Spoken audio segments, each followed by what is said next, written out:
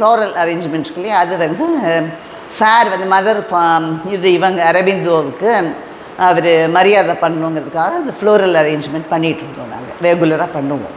அது வந்து ஒரு வீக்லி ட்வைஸ் அந்த மாதிரி பண்ணுவோம். அந்த கேர்ள் வந்து அவங்க ஒரு இன்னபிலிட்டி இந்த இது அவங்களுக்கு கால் கொஞ்சம் இதாக இருந்தது.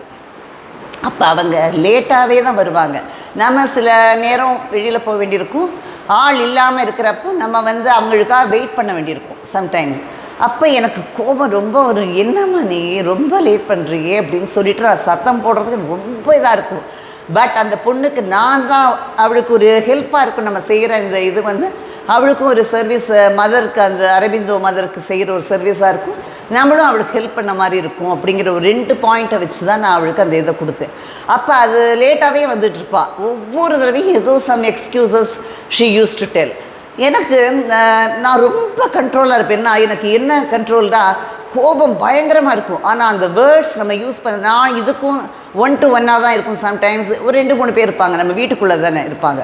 அப்படி இருந்து கூட நம்ம ஈஸியாக நம்ம எப்போவும் யூஸ் பண்ணுவோம் இல்லையா, லேம் எக்ஸ்கியூஸ் அப்படின்னு. நான் இங்கே கூட சொல்லியிருக்கேன், லேம் எக்ஸ்கியூசஸ் வேண்டாம் அப்படின்னு சொல்லுவோம் இல்லையா. அது தமிழில் என்ன, நொண்டிச்சாக்கு சொல்லாத அப்படின்னு. அதை சொல்லிடக்கூடாது. நான் அப்படி எனக்கு மைண்டும் அந்த டங்குக்கும் அப்படி கண்ட்ரோல் வச்சுருப்பேன். அந்த வேர்டை சொல்லிவிட்டு அந்த பொண்ணு வந்து ஹர்ட் ஆகிடும், அவள் வந்து மனசு ரொம்ப கஷ்டப்படுவா அப்படின்னு சொல்லிவிட்டு ஒவ்வொரு தடையும் ஒவ்வொரு ரீசன் சொல்லுவாள். பட் நம்ம ஈஸியாக எல்லோரும் சொல்கிறது தானே நொண்டி சாக்கு அப்படிங்கிறத சொல்லுவோம். அது சொல்லக்கூடாதுங்கிறது நான் அவ்வளோ கண்ட்ரோலாக இருப்பேன்.